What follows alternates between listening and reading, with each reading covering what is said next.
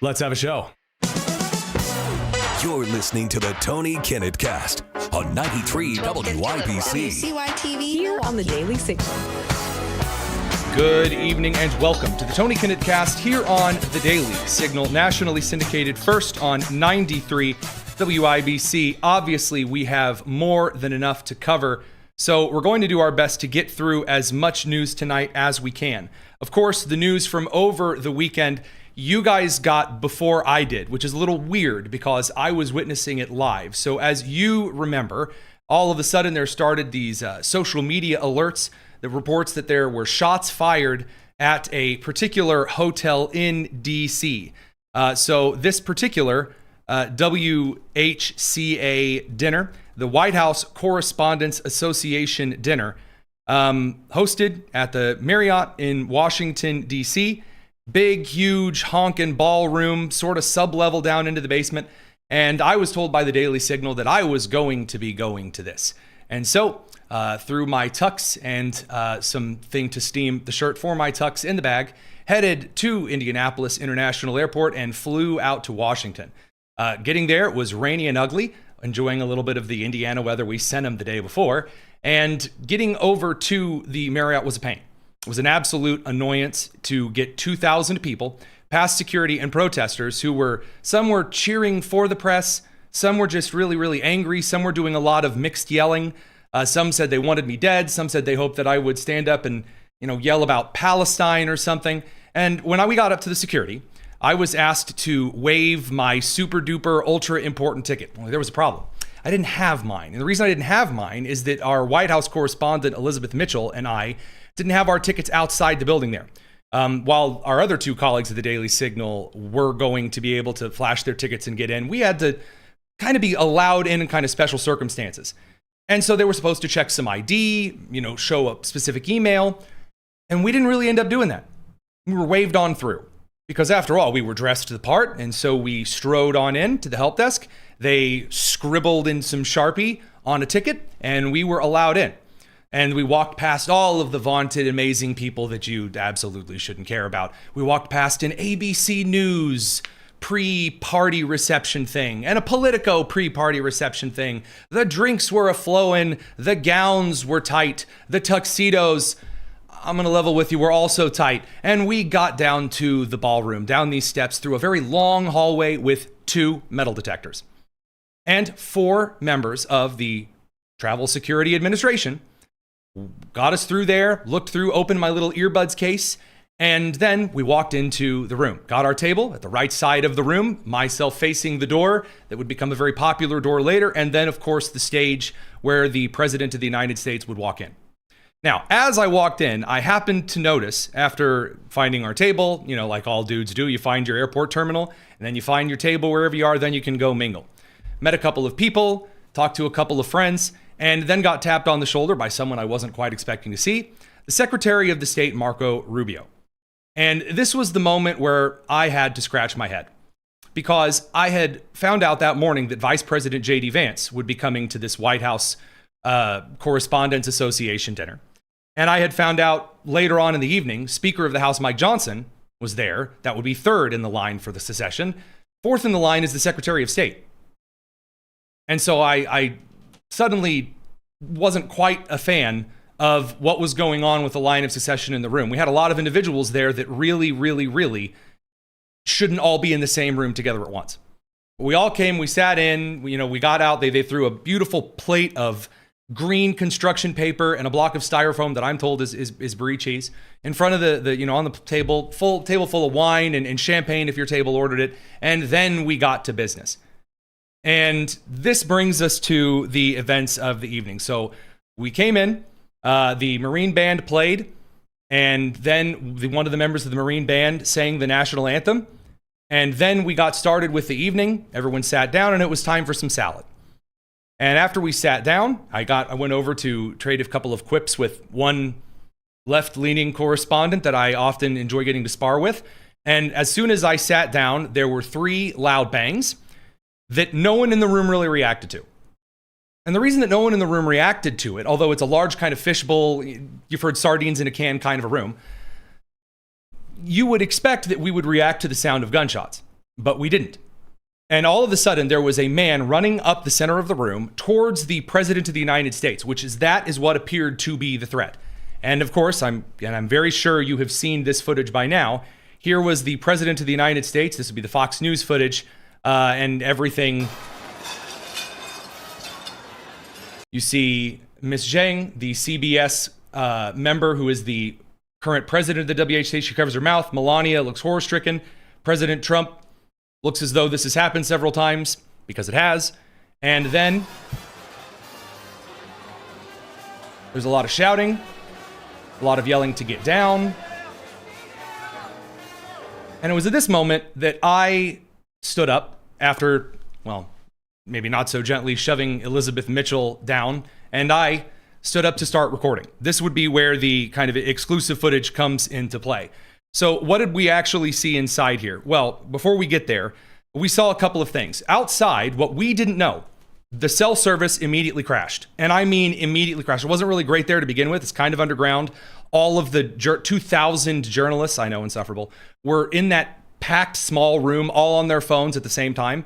So the cell service was non-existent to begin with. At that moment, it was very, very much not existent. And why? Because an individual, Cole Thomas Allen, born April 11th, 1995, age 31, from Torrance, California, had rushed a Secret Service checkpoint who was in the middle of taking down the metal detectors, according to a former FBI official today.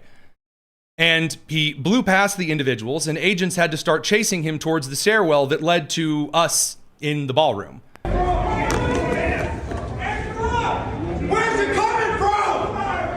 So you hear a lot of confusion. Again, shots coming out because he fired at Secret Service agents as he moved by them with a shotgun. He was also carrying a handgun. We will get to some of that. Meanwhile, in the room, Vice President J.D. Vance was being pulled away.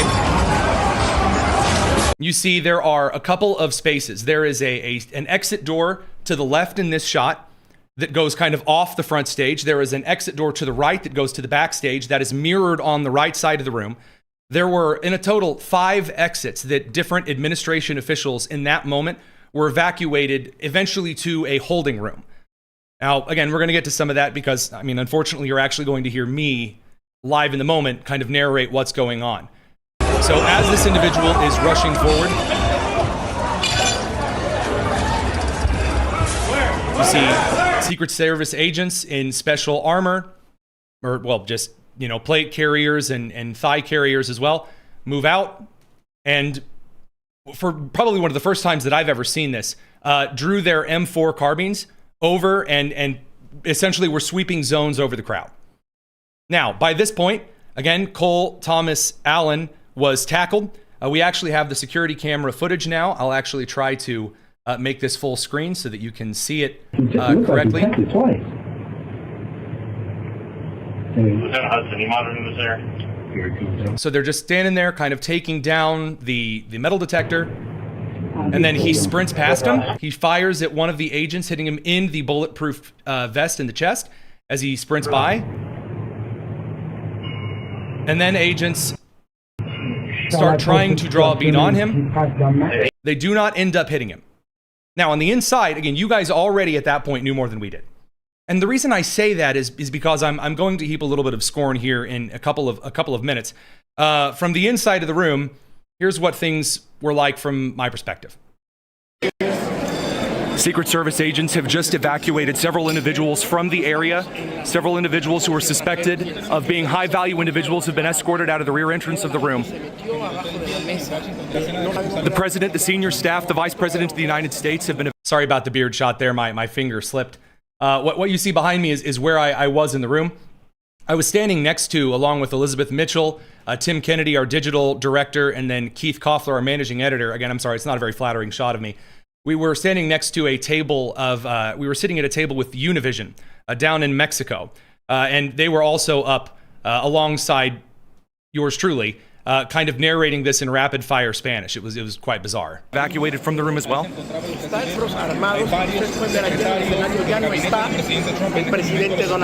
Individuals who are on the ground are still low as other journalists are reaching up to cover.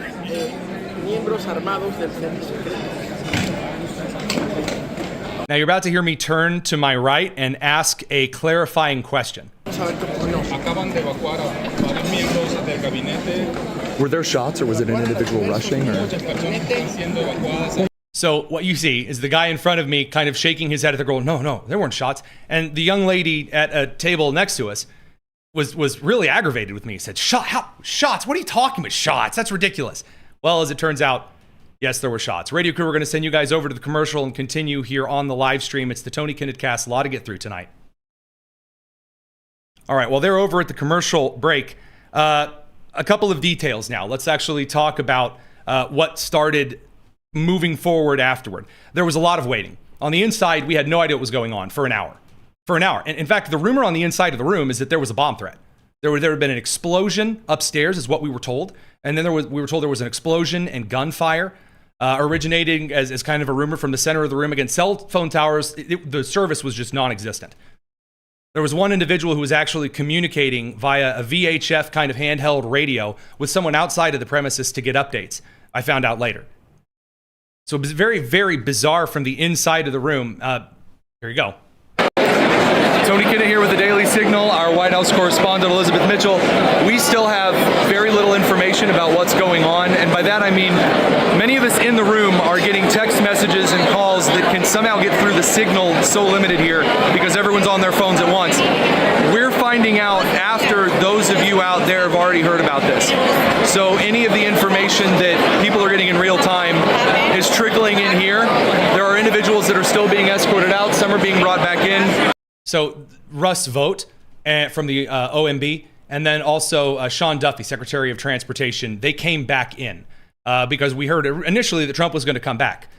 They have not told anyone at all about, they didn't tell any of us whether there was a shooter, whether he had been stopped, whether he was still out there, whether there were any individuals that are dead. We had no idea. That is a major problem. Why? Because all of the people doing the media, on the left wing and the right, because there are more right-wing members of the media there than ever before in history that are there, sitting there essentially just, again, my initial thoughts, and I'm not trying to garner sympathy, I'm not trying to make, oh, you're whatever, I don't mean that at all. My initial thought was that there was a bomb threat, that there was someone who had rushed the president and on his chest he had an IED. That's what it looked like as they moved forward. We had no idea at all, and when they said an explosion up in the room, I thought, again, sorry, you can probably hear the rain and the thunderstorm in the background. My initial thought was that, oh my gosh, there's going to be shrapnel. And so I'd stood up, instinct had kicked in, and I immediately thought to look for individuals in the room. Well, it more just came. Are there any individuals in the room who are trying to look casual and nonchalant? Because it is in those kinds of instances where if there is a large distraction, the actual attacker will then stand up, and once he sees it where everyone is going, will start doing his thing. And it was an encouragement to me to see a lot of those who are obviously veterans, former law enforcement, perhaps contractors, that also had kind of that same appearance about them. So that we stood there for an hour, and we sat there for an hour. And this is one of the reason I'm telling you this, by the way, I'm sure you've all heard the entire story from start to finish from now. But what you haven't heard are a couple of things that I think are wildly undercovered. Wildly undercovered. So first and foremost is that we had no idea in that room at all, what was going on. We had no clarity as to whether or not the shooter was still out there. Eventually, after a couple of minutes, we got an update where Miss Zhang, the president of the WHCA, got up in front of the crowd and said, President Trump might be coming back. We're going to continue. There were about 1/4 of the room that started clapping. Because it is really coming down out there. Because like any normal individual, my initial thought was that this is over. It's done. Because the mood was killed. There's no reason to do this. There's this weird kind of almost sexual tension between the White House and the White House Correspondents Association. I don't mind using that terminology whatsoever here. Because what one does, the other feel like they have to one up to impress the other. And it's strange. To be clear, I never feel more disconnected from the news in the country than when I am in Washington, D.C. And when I was in that room, there is this very strange sort of arrogance that emanates collectively. Welcome back to the Tony Kinnett cast here on the Daily Signal. We apologize. Some of the bumper track music isn't quite working the way that it's supposed to this evening. So we really appreciate your sticking around with us as we, kind of figure out what that nonsense is. But regarding the very strange situation in the United States capital, Washington, D.C., there are several very unsettling situations that didn't get any better. Primarily, first and foremost, when I talk about the experience that we had in the WHCA dinner, everyone else in the country was dealing with something completely different than we were. Completely different. And that's not to say that that made us, anyone in the media in the room, better or worse. So when there was a final announcement, an hour later after we were locked in there, not allowed to leave, had no idea what was going on because of the cell service that was trickling in, finally, CBS, Miss Zhang, the president of the White House Correspondents Association, got up and made this announcement, and I will never forget this as long as I live. Okay. This is a room full of reporters, so I know you've already seen the president's tweet. My apologies, his post on Truth Social. And law enforcement has requested that we leave the premises consistent with protocol. And he wanted to emphasize that nobody was hurt. He and the First Lady, the cabinet, everybody's safe.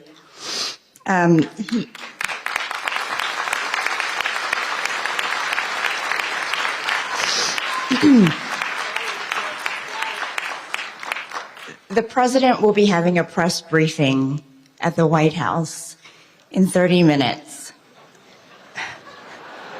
And then there That was is not laughter a joke. because, so I mean, I've seen some people griping at her because there was laughter from the room. I was one of the people that was laughing at this moment because things in Washington, D.C. are not exactly right next to each other.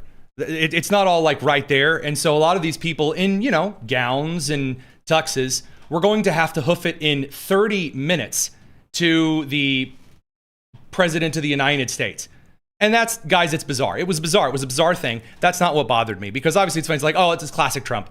We're gonna do a press conference in 30 minutes. Get your running shoes on. Because it's not like Uber was going to come get us.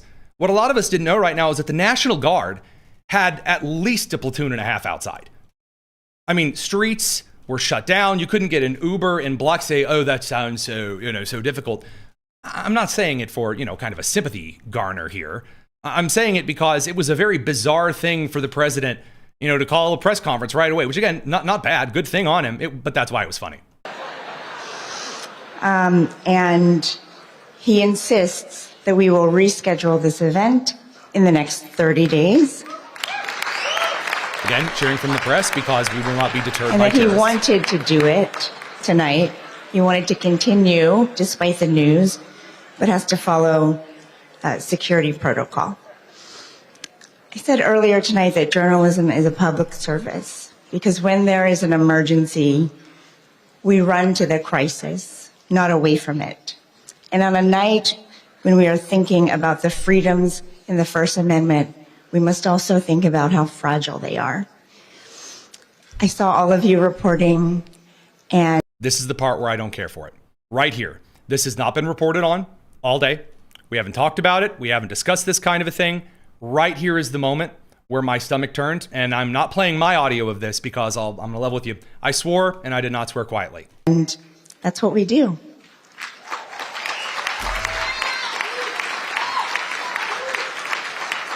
So, thank God everybody's safe. And thank you for coming together tonight. We will do this again. Thank you.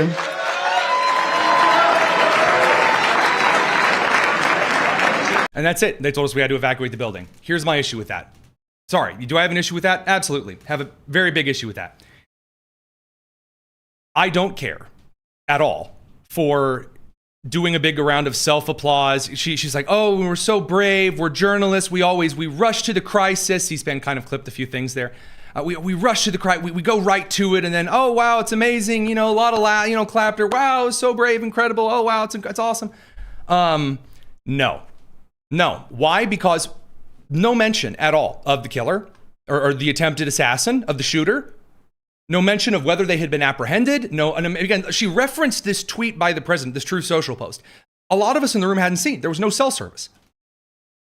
No thanking of the law enforcement that got him. No idea. Just we have to evacuate the building.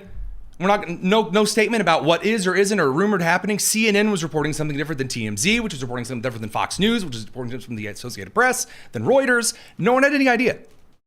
Again, when I say that you guys had more of an idea, that was it. Just, oh, we're so brave, we're journalists, yeah. And then that was it. Go, now out into the crowd. I don't care for that at all. I don't. I didn't need glad handing hour at that moment. No one in the country needed that whatsoever. Not useful. Now, we're going to get over to some of the press conference stuff, because what came out of that now were a lot of questions from the country. A lot of questions were, what about Secret Service? It seems like, man, every time there's an attempted assassination, Secret Service is just, holding open the door. Yeah, right this way. That's kind of a concern. Other questions were about, again, the media coverage of this, the questions that I had about why on earth was that the statement from the WHCA? What was actually going to happen to the press conferences? Were we going to see any arrests? We have an acting attorney general. The Department of Homeland Security is shut down. What is going on? And that brings us over to the press conference side of things. So first and foremost, the question that everyone, at least in the media side, is Elizabeth Mitchell, our White House correspondent, grabbed the train of her gown and moved as quickly as she could over to the White House. The president got in front of the media, the entire administration that was present, from Secretary Marco Rubio to Vice President Vance, other members. Here is what the president of the United States said, just again, regarding some of the questions on the scene. It's a dangerous profession, but I don't view it that way. Look, I'm here to do a job. As part of the job, it is a dangerous, I can't imagine that there's any profession that's more dangerous. But I love the country, and I'm very proud. I'm very proud of the job we've done. You see what's happened. We have a great country. We've got, I think, the most successful, the hottest country anywhere in the world. This happened over a period of just a year, and we're going to do great things. But with that come risks. There's no question about it. Yeah. So the president of the United States making it clear there are risks. These things do, in fact, happen. For the president of the United States, his primary responsibility here is, again, governing the country. He also made a statement about the Secret Service. Well, thank you very much. And that was very unexpected, but incredibly acted upon by Secret Service and law enforcement. And this was an event dedicated to freedom of speech that was supposed to bring together members of both parties with members of the press. And in a certain way it did, because the fact that they just unified, I saw a room that was just totally unified. It was in one way very beautiful, a very beautiful thing to see. A man charged a security checkpoint armed with multiple weapons, and he was taken down by some very brave members of Secret Service, and they We're going to talk about some of this as well as some of these press conferences here in a minute. Radio crew will catch you on the other side of your commercial break. Don't go anywhere. It's the Tony Kinnett Cast here on the Daily Signal. Now let's pivot over a second to Elizabeth Mitchell. She is our White House correspondent, joining us live this evening. Elizabeth, checking the audio. Can you hear us? Hey, Tony, I can hear you. Hot dog. I love it when things work. All right. So obviously took a lot of effort to get over there very quickly. What was the attitude, kind of the air of the press at this first press conference after getting over there, again, kind of piling in very quickly? What was kind of the stuff that came out of that was notable to you? Yeah, we had a surprise briefing from Press Secretary Caroline Leavitt. It should be noted she was supposed to be starting her maternity leave today. She's supposed to give birth this week, but she came out to address the nation on this important topic. And it's funny because almost a very similar thing happened to her when she had her first baby. She had her first baby right around the time of the first assassination attempt in Butler and had to cut her maternity leave short. And now it's happened again. And she came out of maternity leave. She doesn't have the baby yet. So we're hoping she can get some time to rest with the baby. But this was such an important thing to address the nation about, that she came out of maternity leave. The press was, I think there was a lot of interest, of course, in what happened because we all were there. We all experienced it firsthand. This is not just a news story we're reading about. This is a news story we all lived through. And a lot of people are still very rattled by what happened, hearing gunshots and the like. And so people had a lot of more personal questions than what we're used to seeing. Well, let's talk for just a quick second here about that assassin. We haven't actually had a chance to get there in the show because I've been taking my sweet meandering time, not that I've meant to. But in this case, Cole Thomas Allen from California, you saw acting Attorney General Todd Blanche. He took the podium, and a lot of the country saw him address this for the first time. This is really the first test of actually seeing Blanche in action as the head of the Department of Justice. What was your impression of him then? And then after that, we'll focus on today's press conference. It was quite a busy day for me. I went straight from the White House press conference to the DOJ press conference where we heard from Todd Blanche, Jeanine Pirro, and Kash Patel as well. And that was a very interesting press conference. I think I learned a lot. They showed us the weapons that were used. There was a gun, knives. It was very clear he had intention of killing the president and others. They said that he has been charged for attempting to assassinate a president, for carrying a gun across state lines, and for another charge as well. And so he has 3 charges. He faces life in prison plus more for what he's done. And I noticed I'm used to going to the White House press conferences, but this was my first time going to a DOJ press conference. And it's pretty different dealing with lawyers like this. They're very to the point, straight to the answer, nothing more, nothing less. And so that was an interesting difference for me for sure. We're going to cover some of U.S. Attorney Pirro's response to some of that stuff here in a minute. But again, our time running a little bit short as it is.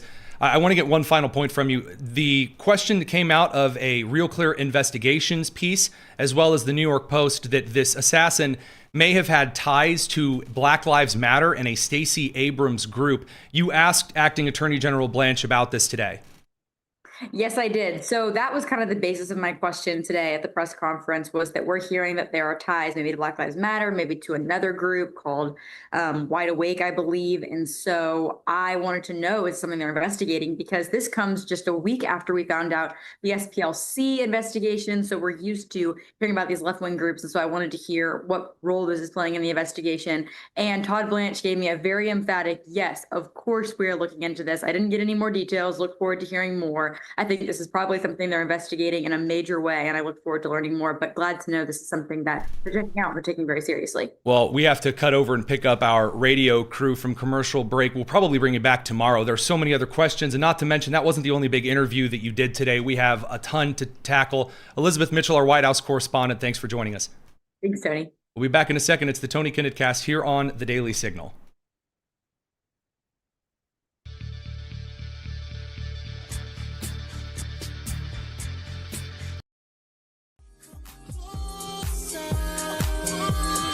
The Tony Kinnett Cast on 93 WIBC. Welcome back to the Tony Kinnett Cast here on the Daily Signal. We have more than enough to cover this evening, and we might end up going over a while because it's when there's this much news, I refuse to just bluster on through it and leave things out. Let's talk a little bit actually about this assassin. Elizabeth Mitchell, our White House correspondent, alluded to a couple of reports that came out of Real Clear Investigation, our friend over there, on a series of possible connections regarding this Allen character, Cole Thomas Allen. Again, let's take a look at this guy, because right after some kind of an assassination attempt, the first thing that you hear is that, oh, it's a crazy person. They're crazy, and this is a mental illness issue. Right up front, before we even dig into this, I'm going to give you my one-word analysis. Is this man crazy? Nope. No, he is not. Nope, not crazy. Not even a little bit.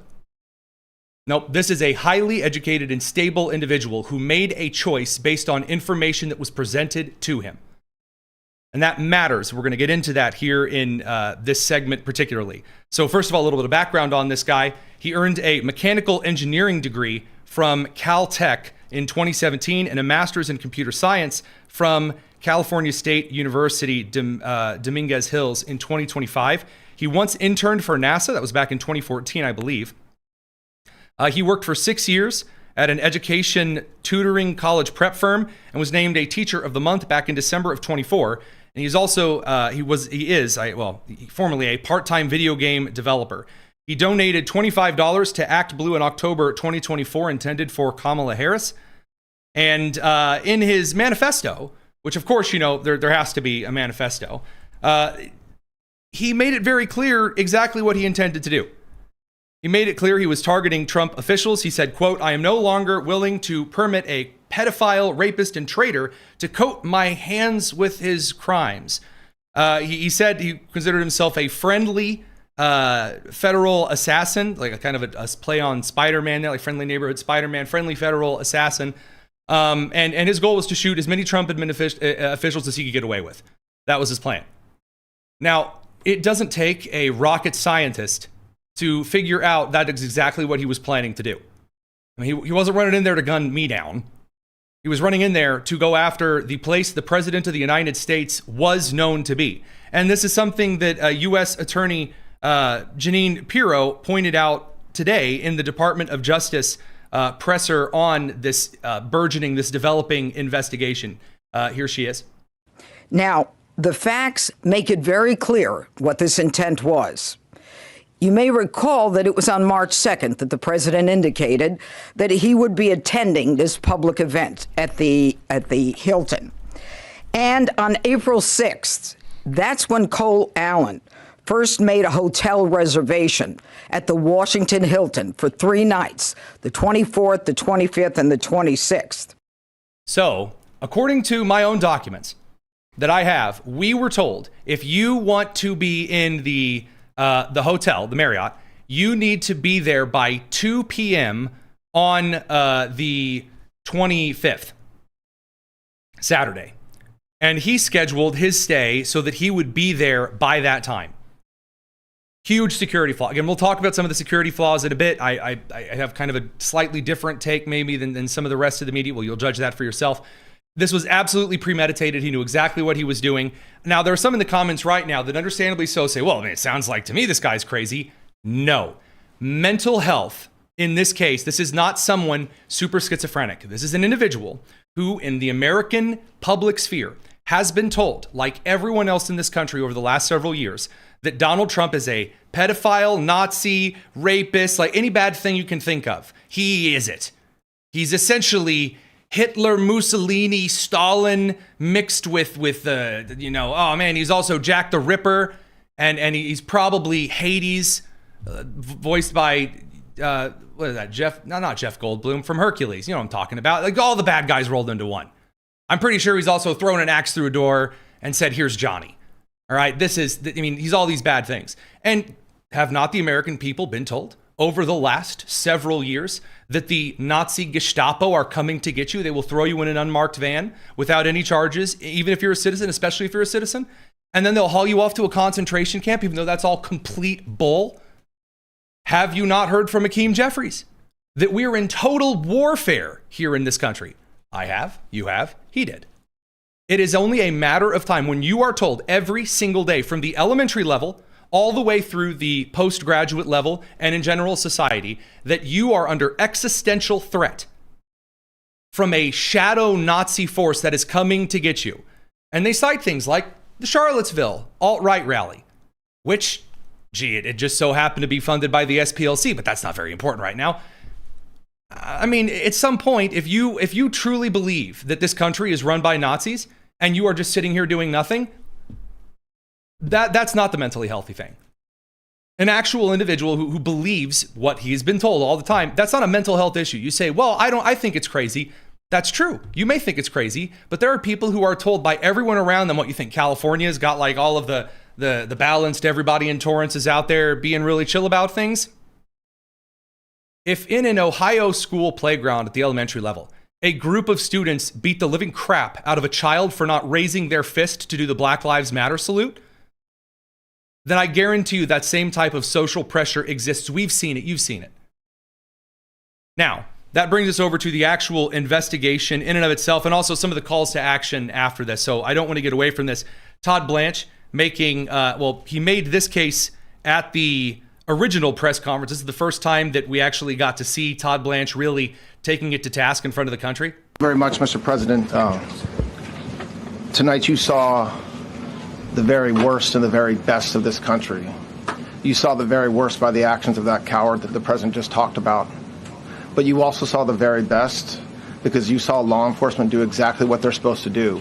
And you'll see the videos come out, I expect, very shortly, and you'll see law enforcement do exactly what we want them to do. And so I echo what what President Trump just said, that we are extraordinarily grateful and appreciative of the men and women of law enforcement that did their jobs tonight, including one who was injured. That'd be the Secret Service agent who was shot in the chest and he was taken by the bulletproof vest. He's recovering. Now, this has a lot of people upset because they said, well, I think the law enforcement failed. Guys, two things can be true at once. So I've used this analogy today. I'll finally address this.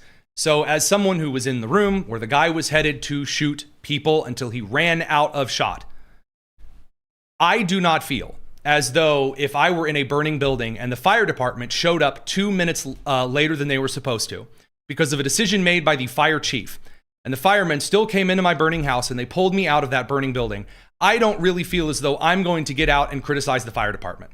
Now, does that mean that the chief is exonerated from all of their planning actions on how the fire department is supposed to operate? Nope. But if you're looking for Tony Kinnett to sit here and criticize the Secret Service right here and now, after they kept me from witnessing individuals being murdered and possibly being one of the individuals shot myself, I'm not going to do that. Now, do I think that the event should have been taking place like that? No. No, I don't. Do I think there was a major security failure? Yes, but was that the fault of the individual agents on the ground who stopped the guy? No. You think that the dude standing in the hallway who ended up firing a couple of shots at the guy, or the guy who tackled him, that agent was responsible for the planning and the setup? No. And so that, I think, bears a little bit of understanding. Now, we're going to get to some of the security failures. Actually, we're going to get into some of this right now. The president made this case about it not being a secure building. It's correct. Hosting events in the Marriott, that's dumb.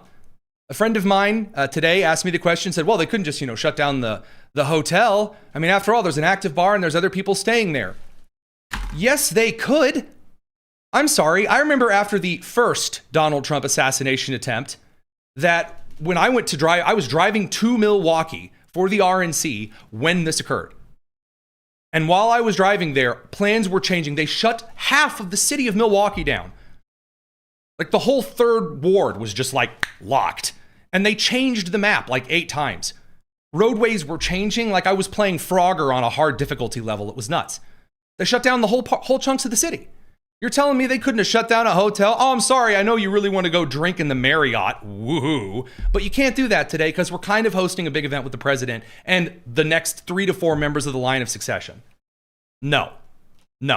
Also, yes, the ballroom needs to be built. It needs to be built. You need to host large events, yes, including with the press, in a place where it is secure enough to do so. This has been a security failure of the United States for far too long.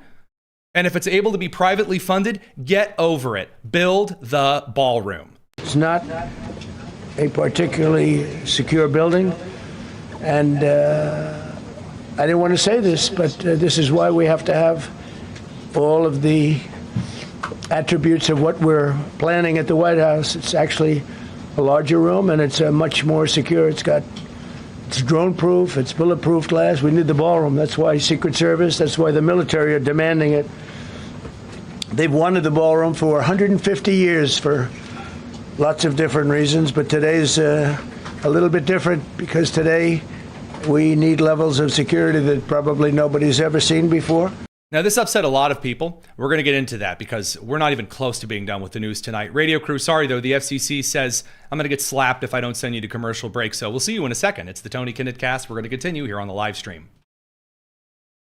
All right, so a couple of things. There is a crowd on the left that thinks that Trump did all of this. It was staged. Ooh, super spooky. It was all a ruse so that he could build the ballroom. Or because his polling numbers were really low. And there's a crew of individuals who is not really on the right, they're just retarded, who thinks that it was staged because Trump wanted a distraction from Epstein. Ah, yes. Ah, yeah. Lots of tinfoil there. Those people are idiots. And I'm sorry, I don't care. There are people in the comment section that are arguing right now, they're idiots. They should be mocked and scorned because they're stupid. Oh, no one could ever assassinate. Boy, man, we've never seen the left do anything like that or openly call for weeks and months and years for this kind of thing. No one could ever. The only way it could happen is if it was staged. Ooh, don't be retarded. If you're going to be stupid, do so quietly. or at least provide me your parents' home address so that I can send them a sympathy card on your birthday. Don't be dumb. But that hasn't stopped a lot of people. Marjorie Taylor Greene, she thinks it's really suspicious the guy had a manifesto. She says, hey, why did they release the manifesto so fast? Well, again, as we know, this guy sent his manifesto to friends and family who told the cops, as we've seen before. And the Trump administration, unlike the Biden administration, released the manifesto right away because it's not a state investigation, it's immediately federal. So, what does that have to do with Marjorie Taylor Greene? Well, she was complaining during the transgender shooting up the Nashville school that the government did not release the manifesto. So, I mean, you got to choose one or the other, Marge. Again, arguing with someone who doesn't know how to tie her shoes, hey. So, dumb, stupid stuff all the time. Now, this brings us over to some of the calls. So, first of all, people pointed out a couple of early things. There was a clip going around that Carolyn Levitt said there were going to be shots fired this evening, and so therefore they were like predicting it like it was all a plan. That's not how that works. You realize that life isn't a sitcom, right? That like you don't actually have somebody go, oh, this evening we're going to rob the bank. I mean, say thanks. That's not how that works. People, no, sweetie baby. You and I know what shots fired means. Now, in matters of poor taste, there's a little bit of a difference because while Carolyn Levitt clearly joking and then later, something going, kind of foot in mouth. And we've seen this before, by the way. I'm sure you have been privy to a situation in which someone said something like, you see what I mean, to a blind person. Those things do in fact happen. What you don't do, though, is suggest that the president's wife has the look of an expectant widow. That's what Jimmy Kimmel did earlier this week. Our First Lady Melania is here. Look at Melania, so beautiful. Mrs. Trump, you have a glow like an expectant widow. Now, that's in very poor taste. Not only because, again, the president has been under a number of assassination attempts, but because also that's just very gross in general. And I seem to remember all of the left in their conversation about stochastic terrorism saying that this kind of rhetoric is like calling for someone's death. Remember? So, I mean, isn't that, wishing for somebody to be dead? I mean, no one on the left wants that. Come on now. Again, right after the assassination attempt, you had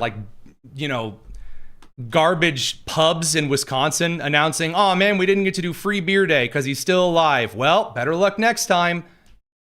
Dumb. Now, of course, the president of the United States said he wanted Jimmy Kimmel to be fired. And there are people who are freaking out over this. I just don't see that. I mean, yeah, I would, if a guy said that they wanted my wife to be a widow, I'd probably want him fired from their job too. More news to come in a second. We got to bring up the radio crew from commercial. It's the Tony Kinnett cast here on the Daily Signal.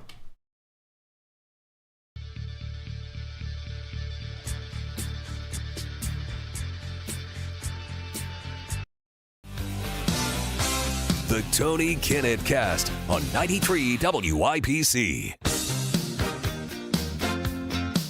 Well, oh well, we get to a couple of really angry comments from just everybody. Everyone decides we're now to today. We're going to get into the monkeys throwing poop stage, which is always a very exciting time, anytime. So the president of the United States, he gets out there and again says some things that I would argue are pretty okay.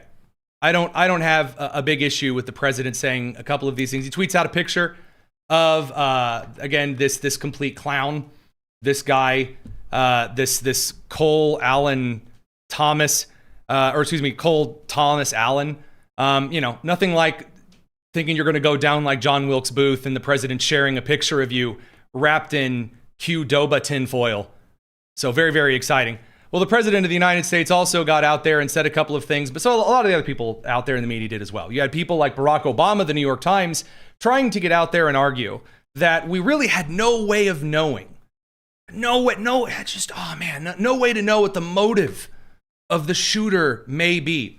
And again, to people who are doing that, just like the whole staged thing, don't be dumb. Don't be that extra kind of dumb. You don't have to do it. Bad liar. A guy attempts to break in and shoot up the event the president and the vice president are at. Gee, I wonder what his motive is. He's probably really mad at the catering. No. Now, let's get into some of the extra stuff from today. Because again, a lot of press conference things.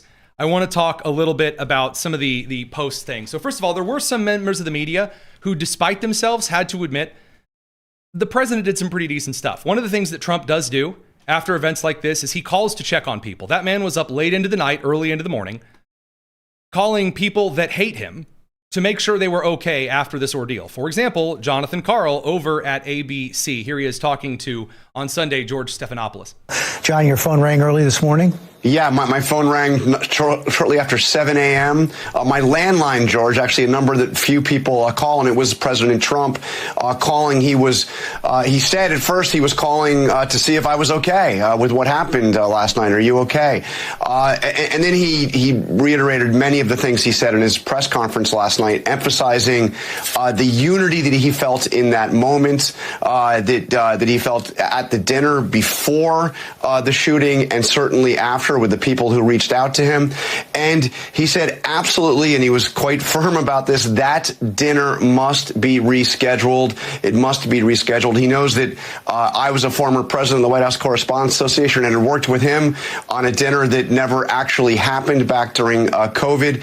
And he was saying, we've got to get this dinner back on. It has to happen. I'm sorry. Just calling somebody to make sure they're okay like that, even if they don't like you, that's a class act.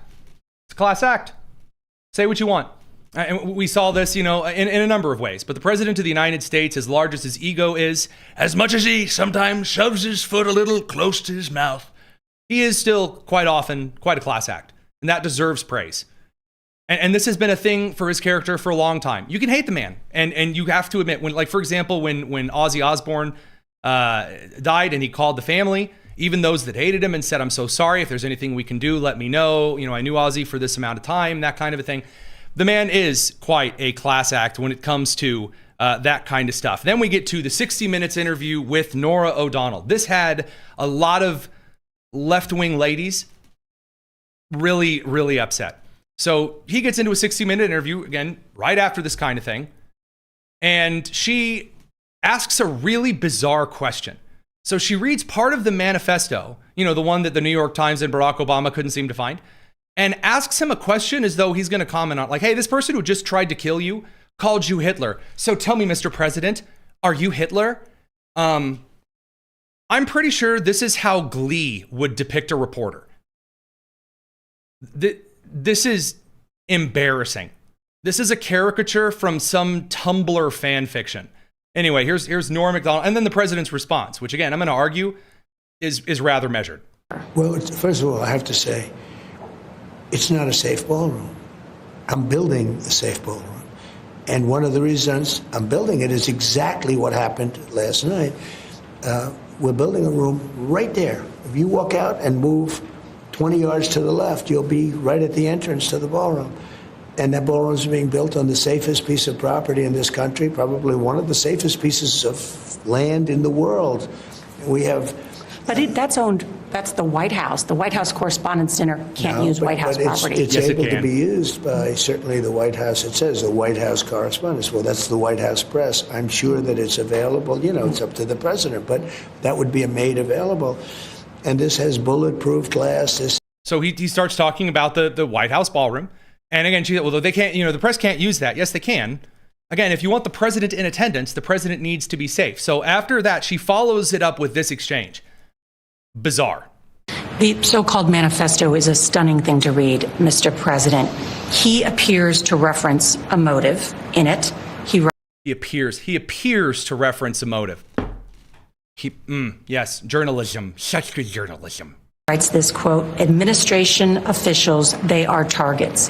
And he also wrote this, I am no longer willing to permit a pedophile, rapist, and traitor to coat my hands with his crimes.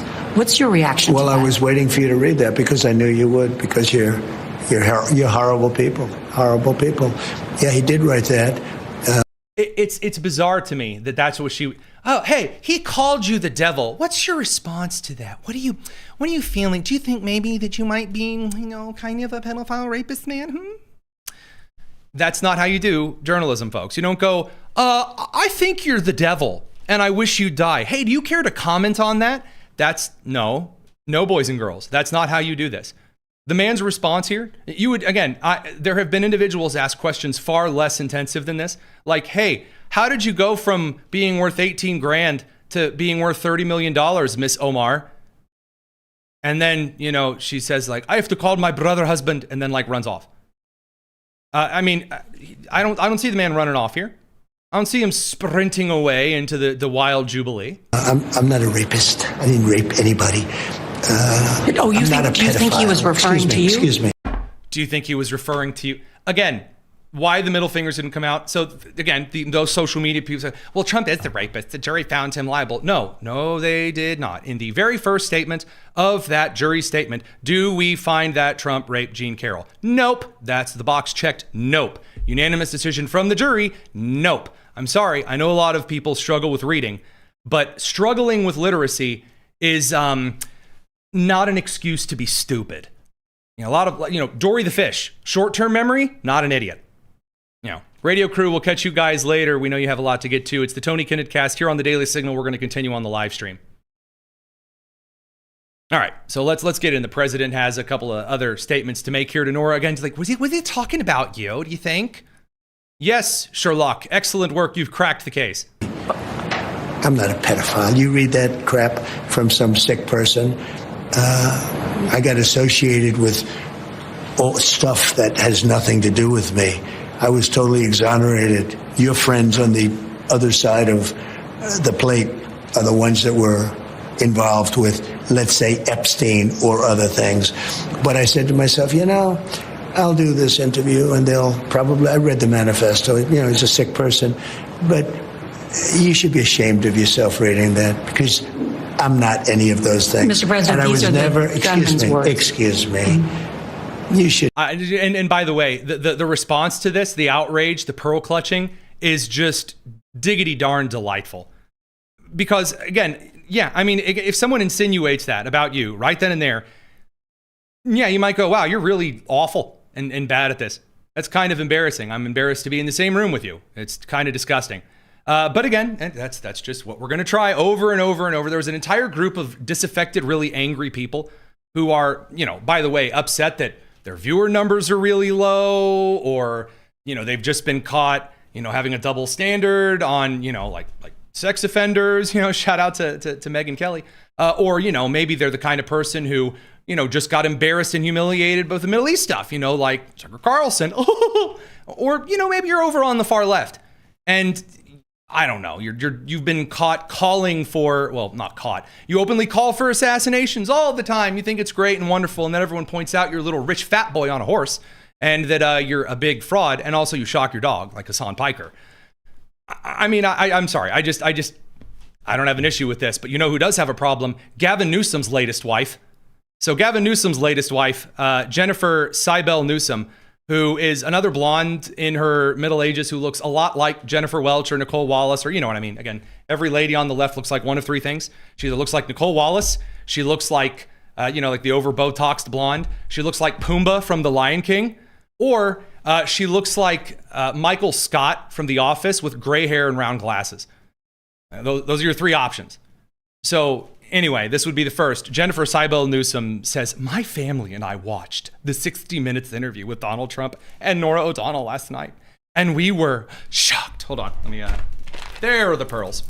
Seeing a president speak to a woman journalist. Amazing how we suddenly know what a woman is. Always right then and there. Presto. Amazing. Anyway, it just, with that level of contempt and a clear allergy to facts, it's just disturbing. Though at this point, non-expected, given his pattern of behavior. She rambled like a drunken cousin on Facebook for like a full 3 tweets. Add in rhetoric rooted in political division, amplified by a digital ecosystem that reward... Finally, she said, thank you to Nora and to all the female journalists. And frankly, to all of you who continue to be brave and speak truth to power. The culture of misogyny is on all of us, and it has to end. Oh, it's so brave and stunning and brave. Oh, wow. You go, girl. Wow. The power of having a vagina. It's incredible. Wow, just the estrogen is so powerful right now. So that brings us to the rest of the media. So the rest of the media was very, very, very stupid. Right off the bat, did not get any better at any point in time. And boy, howdy, do we have places that we could go with this. So you had, MS Now immediately blaming the president for his own assassination attempt, going, well, like, is Donald Trump gonna be Mr. Unity? Again, I will remind you, you have people like Hakeem Jeffries who have said we're at total war with the president of the United States. You have people calling for assassinations constantly. But, the real problem is that Donald Trump, he's building a ballroom, that bastard, how could he do it?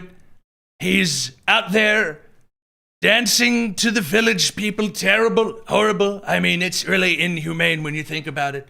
He's bombing the Ayatollah, an austere scholar and goat lover. How could he do it? MS Now, reporting the news. But in light of this evening's events, I ask that all Americans recommit with their hearts in resolving our difference peacefully. We have to resolve our differences. That was President Trump calling on Americans to resolve their differences following the shooting that took place at tonight's White House Correspondents' dinner. The question always, will the president lead in that effort? Will the president lead? Is he going to do anything about it? How could he? How just terrible. Now over to this panel where we're going to call him Adolf Hitler. Incredible stuff. Hakeem Jeffries, again, the minority leader of the House, the head of the Democrats, the love child of Barack Obama and William Shatner. He's been under a lot of fire because earlier this week, he was we're at full warfare with Donald Trump, super ultra warfare. People called out and they said, hey, you gonna maybe like tone it down just a little? You gonna maybe like take it down a notch?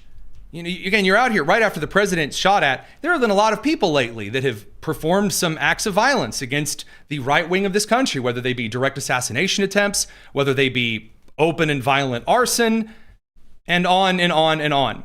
In one of these cases, he was asked by a reporter, I believe initially from CBS, if he maybe regretted his original comments, if he was going to tone it down. Maybe if he was going to call out the left. Again, people like Hassan Piker saying, hey, maybe we don't get out here and scream insane, violent, bloodthirsty rhetoric, again, about people in the United States. Well, here was his response. He said, and I quote, this was yesterday, quote, America will not be lectured about civility by far-right extremists in Congress. Ooh. Particularly those who provide aid and comfort to hundreds of violent rioters who brutally beat police officers on January 6th. We're going to pull this out again. Again, there have been multiple assassination attempts and arson, violent terrorism since that point, since that moment. No. We got to bring up January 6th. Remember when the right during January 6th, again, the right, the group with the most guns in the United States, and not just any kind of guns, long guns and assault rifles with 300 round magazines shooting 850 million rounds a second. Sorry, and that's how some idiots on the left describe them. The groups with all of those guns, remember the time they shot up DC? Oh, that didn't happen. Hold on, I'm just now hearing that didn't happen. But see, people who actually do shoot up things, and then the same comments, what about that Melissa Hortman and that? Okay, so let's play by the rules of that argument for a second. The one legislator and her husband in Minnesota, that is one act of political terror. Absolutely. If you are going to assign it to a Republican, again, we're going to play by the rules before we, debunk that crap. But in that case, one compared to multiple assassination attempts, arson, the assassination of Charlie Kirk, the blatant and rampant political violence, not to mention all of the threats, the swattings, and on and on and on. Now, again, of course, the individual who shot Melissa Hortman, appointed by Tim Walz, and has quite a sketchy and mixed political history. But even in that case, no. So Hakeem Jeffries was mocked very openly for this, and he was asked again by reporters today, hey, do you maybe want to tone it back? It is a midterm year after all. As it relates to anything that has been said, certainly as it relates to the comment related to maximum warfare everywhere, all the time, in connection with the redistricting battle that Republicans launched. I stand by it. You can continue to criticize me for it. Oh, it's all about me. I don't give a damn about your criticism. Oh, I don't give a damn about you making fun of me for calling me bad for. I love it. I'm sorry. I'm going to point this out one more time because Jasmine Crockett does this all the time. If you need to code switch to act tough, I find that pretty sad. I find that pretty sad. You have to get out there and like, again, you start getting mad and all of a sudden you start like lilting into the accent. I grew up in Eastern Central Indiana. My father is a rustic sort of guy. And so I did in fact grow up saying words like crick instead of creek and a little bit of wash instead of wash, although that's not necessarily as common right where I am. And instead of didn't, doesn't kind of a thing. I never get mad and like drop into an accent from childhood. Like that's not a thing. There's a meme about a British guy calling his friend and saying he has the Indian variant of COVID. And as he's leaving the voicemail, he's like, hey, I just wanted to let you know I have the Indian brand of COVID. It's not going to be pretty bad, but keep an eye. And as he goes through the voicemail, his accent becomes like more and more stereotypical Indian accent. That's not how things work in real life. Like if you grew up on the, you don't like all of a sudden you get out there and you start like getting all tough, man. Hey, yo, man, I'm Hakeem Jeffries in the house. Like you don't stop. That's not real. Stop it. Stop it. I hate that so much. It's stereotypical garbage. Like, oh man, I'm a white guy that's really mad. I better go put on my bib overalls and shove some straw in my teeth. Super. Good luck to you, Hakeem Jeffries. Just retarded. Well, and if we're talking retarded, we got to talk to ladies of The View because, you know, the demographics of the left had to get out there and say, you know, it's really a good thing that the Trump administration officials were targeted. It's good. Maybe it'll make them think about their actions. You know, that. When I was in the room with all of these journalists, well, again, we'll get there. We'll let the ladies of The View menopause all over the place. But, you know, now that room was full of some of the most important political leaders in the country right Thank you. now. Right. Now they know, they've lived it in their own flesh, the fear that our school children go through. Yes. Now they know what it's like to have to jump under a table the way that school children jump under a desk. And we are a country. This is, without a doubt, one of the dumbest things I've ever heard in my entire life. Well, now they know what school children, first of all, no. As a former teacher also, no. I've been in a school under lockdown before, no. Number 3, may I make this entirely and perfectly clear, going out there and going, well, you know what? They don't do the thing I want on this policy area, so you know what they need to be threatened with? Murder. One of the reasons the president of the United States made the statement that he did about the whole unity thing, was that after the initial shock of the event, again, a lot of us who were in that room, there was a lot of fear. A lot of people got down. And again, some of us stood up and started scanning for threats, but it's not something that needs to be expected of people or anything like that. You know, again, a little strange after, you know, all the clapping for themselves and things, but alas, a bit strange, I would say, to start talking about how it's really good that they experienced, again, the trauma of expecting that death might be coming at any moment. It's a scary time.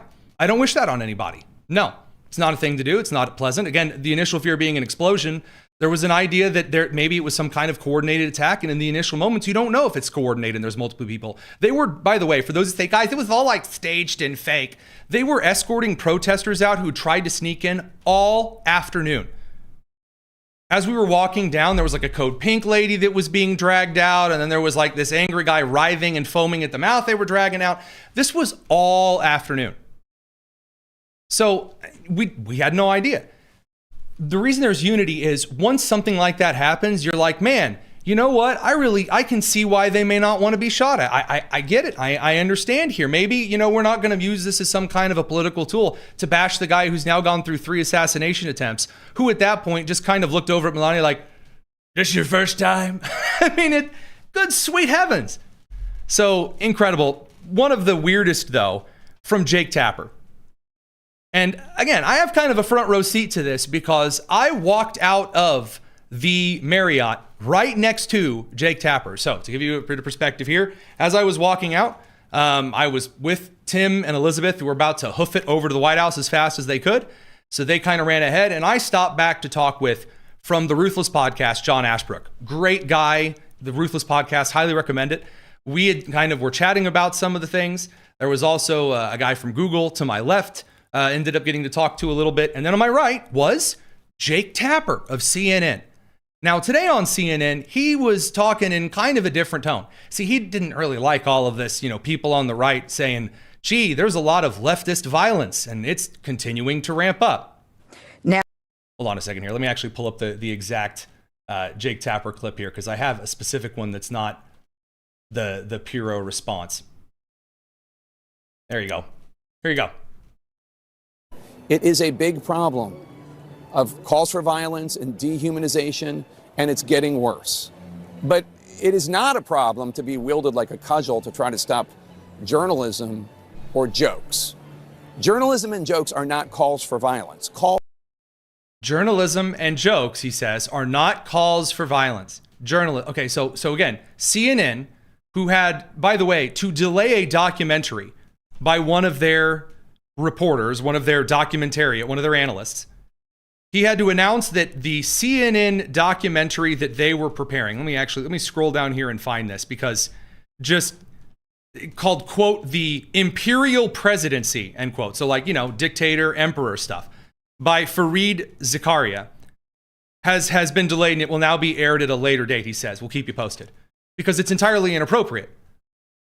Activism, again, that CNN has a guy who did this entire documentary in which he laughed alongside Taylor Lorenz, who's a festering piece of garbage as a human being, over the murder of United CEO Brian Thompson at the hands of Luigi Mangione. They sat there and laughed about it, while also doing essentially this big expose saying right-wing people are responsible for all the political violence in the country. So that kind of reporting, Jake Tapper stands by. That's journalism. And again, the criticism, Trump saying, I don't really like that Melania Trump was called an expectant widow. That's a personal attack on my wife. That's disgusting. And I think that ABC should fire her. Which, by the way, I'm sorry, I don't care who you are in the country. That's your right to say. That's your right to say. I supported this at the time. When Will Smith got up on stage and slapped the guy in the face, I supported that. Someone starts talking about your wife, yeah, clock him. Oh, that's not very legal and nice, Tony. I don't care. I don't care. That's dumb. Now, it's not legal advice. Should you be cognizant of legal things before you assault and batter someone? Absolutely. I don't recommend it. Am I saying, as Hassan Piker would say, that I understand it? Yes. So anyway, Mr. Jake Tapper and his ethicals of journalism and comedy. Calls for violence are calls for violence. And far too many Americans in positions of power and influence are too blasé and too glib about those who make them. Too blasé, too glib about those who make them. Thanks to Newsbusters for providing that clip. When we were leaving the room and Jake Tapper was to my right, he wasn't that cocky and Mr. You know what we need to do? We need all of the people who may have encouraged this cold guy to commit this, attempted assassination. All of the rhetoric that he is referencing when he calls Trump a rapist and a pedophile, the things that Jake Tapper can't say on CNN because he'll get sued out his ass for defamation. That guy, well, I didn't remember hearing him say anything about protecting the speech and the comedy and the whatever. I don't know. No, he was kind of scared and shaken, like a lot of people in that room were. Oh, all of a sudden, Jake Tapper's Mr. Oh, we got to protect all of that. He wasn't so cocky when he was walking out of the Hilton or the Marriott when it was being evacuated. Happened to notice, strutting next to him, wasn't all Mr. Oh, wait, quick. Oh, man, I sure hope there's protesters calling for my death outside. I don't remember when we walked out any complaints from Jake Tapper. When we walked outside about the National Guard being there. Gee, why was that? Oh, man. Oh, maybe it's because the rhetoric of this country that has been radically amplified by the left, calling for murder, mocking and laughing, encouraging murder, looking forward to the deaths. Well, Donald Trump said that he really didn't care that someone else was murdered. He didn't really care, or not even murdered. He really didn't care when Robert Reich died. He said, I'm glad he's dead. Okay. Saying that you are glad someone is dead, that's gross, absolutely. Saying you wish someone would die, that's a little bit worse. Both things are bad, one's a lot worse, because one, you are essentially praying for God to damn them. That's kind of bad, not allowed. So, I'm not seeing this little moral equivalency that's being drawn everywhere. All of a sudden, now that the journalists are done hiding under the tables under a real threat, oh, now we're ready to gallivant around. We're so brave and amazing. We're on our white horse, protected behind all of our other layers of security. Give me a break. Give me a break. I saw all of you on the ground. I don't begrudge you for getting on the ground. There was an active threat. By all means, get under the table and protect yourself. That's where I shoved Elizabeth onto the ground. But don't. Oh, sorry, not Robert Reich. Robert Reich's alive. Who's the Project Lincoln individual the former right-wing person? Producer Daniel, throw that over here. Who's the other person? I'm absolutely and just unequivocally not. Oh, there was a comment that was upset that I said a slightly unfriendly word. Well, I'm sorry. I'm a little bit happier with that one. But if you want to talk about the St. Paul standards for particular sorts of language, we'll schedule a Bible study and chat it out. So that all said, Rob Reiner. Thank you, guys. Not Robert Reich, Rob Reiner. Thank you for the correction there. I wanted to make sure that I got that right. Again, still the case in this particular incident. So again, and or Robert Mueller. So I'm sure I agree. The Hilton, not the Marriott. The Marriott would in fact be where we were in Milwaukee. And sorry. Had to make sure that was also clear there. The difference between the Marriott and Milwaukee. The Marriott and the Hilton. So, aside from the media nonsense on all of this, I see us getting to kind of the end of the show. We might have to cover some of the Iranian stuff a little bit tomorrow, as well as some of the Supreme Court things. On a whole, at the end of this, what do we actually do about this? Because there are all of these calls that we need unity and that we need closeness and amazing, all of the hugs and the cuddles and the closeness and all this extra stuff. Unity's not coming. Unity is not coming for two reasons. Number one, because there is no common foundation for the American people to stand on at large. It's not. The polling numbers are split on every single issue, including loving the country and cheering for foreign nations. The United States right now is at a particularly low point in unity. So it's not going to be organic. So what's actually going to bring about the standards for unit? What's actually going to bring out, the standards for unity here? Well,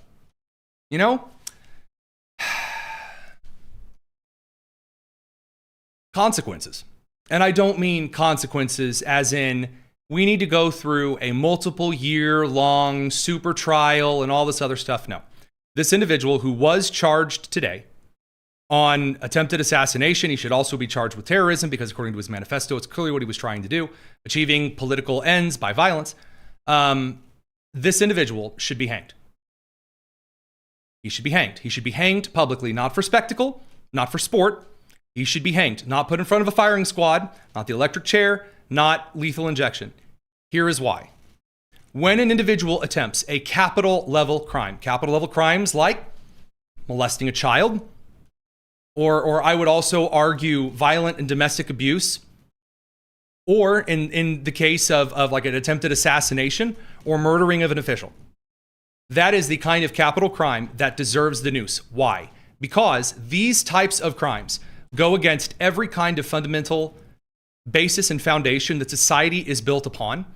They are deeply immoral because they are not only acting in a criminal mean of improving oneself or like trying to gain more. They are also attempting to strip and steal the rights of innocence and life from others. And like an assassination, that's a very premeditated thing, as opposed to like a second or third degree murder situation. Those instances require the noose, and they require the noose because it is humiliating. It is a humiliating death. It must be. It must be. It must be public. It must be the noose because a firing squad carries with it dignity. Give me the cigarette, put the blindfold on. You stand very proudly while you are waiting on the bullet to end your life. I don't care for that. The same with the electric chair, same with the lethal injection stuff. No. It needs to be the hangman's noose because that is, throughout all of human history, that is the best and most effective way to communicate. We as a culture, as a people, will strip any honor that you have out of attempting to commit this crime. Again, not for spectacle, not for leaving his body to rot and to the carrion foul, nothing like that. This isn't meant to be an entertaining thing. It is meant to be a warning. And until there are consequences, this gentle parenting age of the country or the 1970s age gentle parenting that came out that started to really take heed, where if you spank your child, it's going to cause psychological damage. So just put them in timeout forever. That's the way our country is now. There's no corporal punishment anywhere. You don't get 10, 20 lashes for drunk driving. You get thrown in jail on the taxpayer dime for taxpayer-funded babysitting. So you can take classes and work out and, have gal pal good fun time. And if you're in California, get a free sex change. And then you get released to do it again. Nope. Punishment of that nature must include pain, humiliation, and then making sure it never happens again. You say, Tony, I don't like that. Too bad this here's my show. That is exactly, I'm consistent on that. And after this, I believe it more than ever. More than ever. That's how the country is. The only way the country is going to be unified is if parents start acting like parents again. And the federal government has to make it clear, if you FA, you will FO. And that means, and again, this is one of the reasons that I'm pleased with how Todd Blanche is handling this so far. He's making it clear. We're not going to put up with this. This is why we don't need little styled mommy at the podium Pam Bondi things. By the way, U.S. Attorney Jeanine Pirro, incredible. Fiery, to the point, no Barbie stuff. No, hey guys, I'm Miss Pirro in the Trump administration. Nope. This is what we're going to do. I'm not going to put up with it. Punishment's coming. And they're investigating further ties to other organizations. Now, some of you may say, hey, that is, that's never going to happen. This, Tony got kind of a pipe dream. You know what? That's fine. That's okay. My role here as the analyst, as the guy who's bringing you the news report and then my take on it, is to deliver to you what I believe would be the best solution. And even if it's not on the floor of Congress tomorrow as a bill, which, by the way, I believe Lindsey Graham is putting forward a measure along with Katie Britt, Senator Katie Britt, to fully fund the White House and tell the DC District Court that they need to screw off and go ahead and build the ballroom. Again, personally, quite fond of that argument from Lindsey Graham and Katie Britt. I'm not sure if we have that clip. Excuse me. I'm not sure if we have that clip necessarily ready to go, but that call was made today. So it is good to see the Senate pushing those kinds of things forward. Oh, we do have it ready to go. All right, here's that clip. We're going to introduce legislation that would authorize $400 million to be spent to secure to build the presidential ballroom. Underneath, there will be a lot of military stuff. There will be a Secret Service annex, and we've paid for it by offsetting it with custom fees. But the estimate is $332 million. We're going to do $400 million because I think it's probably going to take more. Private donations can be used, but I think they should be used for buying China and stuff like that. Underneath this ballroom will be infrastructure that is national security centric. The ballroom itself will avoid the dilemma of having to leave the White House grounds with future presidents and this president's to go downtown in a place that's less secure. President Trump said to me this morning. So, and of course, we already know what the president said regarding the construction of the ballroom. Again, it is a good thing. It is fine for America to have nice buildings. It is fine for those buildings to be big. Yes, we should be building more national monuments. Yes, we should be improving things. The East Wing sucked. I've been in there. And also, I was in that ballroom in the basement of the Hilton. And you know what? It sucked. It was awful. Didn't like it. Didn't care for it. Wasn't that great. Felt like a can of sardines. Wasn't big enough to do anything. And clearly was not secure. The age of playing these silly, legalistic, kind of I'll sue you, you sue me games has to come to an end. It does, because eventually someone will get lucky. Eventually an assassination attempt will get through. Not necessarily just on the president, but a member of the administration, a prominent senator. This will happen. Tell me, and for those, well, maybe we just, American people are going to wake up one day and they're just going to go, oh, wow, we need to unify. Nope. It's not happening. You tell me, who out there is like, you know what, we need to kill these we need to get out there and you know, they're killing us through healthcare and the Nazis are going to ship you off to a concentration camp. Who's the person that gets out there? Oh, our power might go out in a second, just to let you know we had a little lights flicker in there. So just in case our power goes out, Thanks for tuning in this evening. I'm just letting you know. Ooh, lights be flickering. Just giving you a little heads up there. Lights be flickering a lot. I better wrap this up here in a second. Yeah, or we're going to lose power here in a second. To wrap things up, if you believe that all of a sudden, because Trump says, it's time for unity, we're going to meet, we're going to talk, and it's going to be friendship, My Little Pony, friendship is magic, that's not going to be a thing. You have Bernie Sanders and Trump go out there hand in hand. I like the president, he's a very good man, I think we're going to work together forever. That's not going to be a thing. It doesn't matter. Then the left will simply throw Bernie Sanders to the wolves because they are a bunch of young radical Marxists who seek to commit acts of violence to overthrow the country. That is literally what they are advocating for. They are calling for it. They desire it. And they are in the middle of, just like the previous Democrat generation before them, shivving those who brought them up and then replacing them. And that's where we are. And again, to those who are out there doing the weird, goofy, staged nonsense here, there, and the other, yeah, very goofy stuff. All right. Again, one of the better things that I do have to say regarding this entire mess and kerfluffle is that there is a growing movement of individuals who are on the right side of the aisle who are doing quite a bit to make sure that rights of Americans are retained. Now, again, this isn't necessarily something that only has to be fought at the federal level. It has to be fought at the state level. It's a very, very important thing. And that does bring us over to our friends at the Alliance Defending Freedom. Colorado, state of Colorado, we'll talk about this a little bit more tomorrow night. They're at it again, trying to silence free speech in the United States. Again, only for one party, shocker. A law in Colorado which forces businesses to use customers' preferred pronouns, even if they're completely biologically inaccurate, and even if using those incorrect pronouns would violate a person's religious beliefs or conscience. That's a clear violation of free speech in the First Amendment, but as Colorado has proved time and time again, very little concern for the First Amendment whatsoever. The Alliance Defending Freedom is challenging this law on behalf of a Christian bookstore and a Colorado-based sports apparel company, but a court recently ruled against them. Now, with the ADF's help, the rule has been appealed, and they'll continue fighting to ensure that Colorado doesn't get away with this next attempt to skirt the First Amendment. So this brings us to the important side of it. If you choose to, your gift helps protect free speech in cases like this all over the country. And for a limited time, your first gift to the Alliance Defending Freedom is doubled by a special matching grant while funds last. Text Tony to 83848 or go to adf.com/Tony to have your gift doubled. Again, that's text Tony to 83848 or go to join adf.com/Tony to have your gift doubled.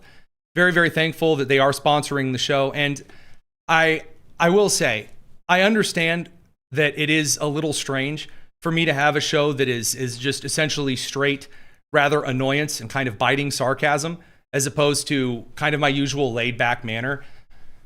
But yeah, being in the room, I would say I probably couldn't sleep the next night and a half, a little bit because of the adrenaline, but mostly just because of the jet lag and transparency we like to do here on the Tony Kinnett cast.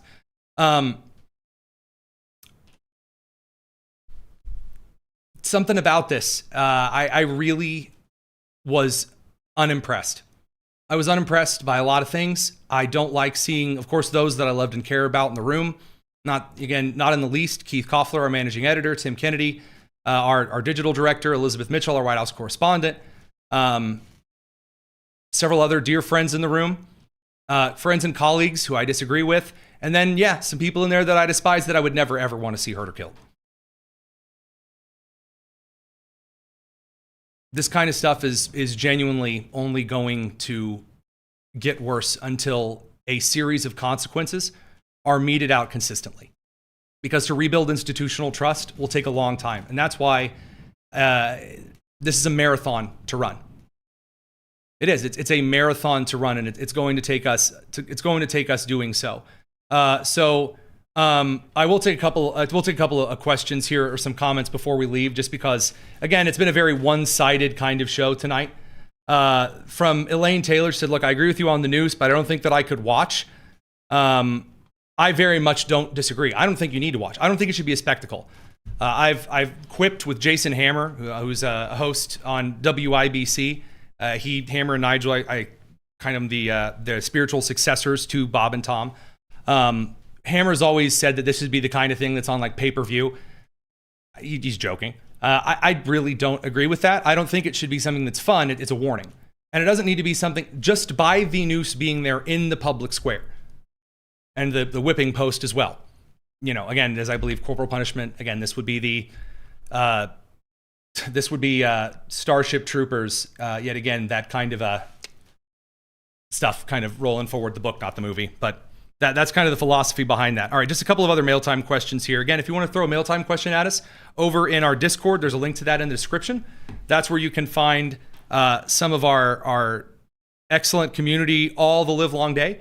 And then, of course, we try to get to some of those mail time questions as quickly as we can. Why